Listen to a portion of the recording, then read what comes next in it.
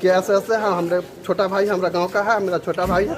जैसा हमको जानकारी मिली है हम तुरंत अभी हार्ड एंड फास्ट यहाँ आए हैं। यहाँ डॉक्टर लोग देखे हैं तो उस स्थिति में राकेश झा अभी जीवित नहीं है। इनके बाबू का क्या नाम है? तेजनारायण झा नाम थे, पिताजी डेथ कर चुके हैं। पहले से कोई कहते थे कि दुश्मनी भी था? कोई दुश्मनी नहीं है, गांव का बहुत अच्छा समाजसेवी लड़का था, गांव की सेवा क्या करते थे?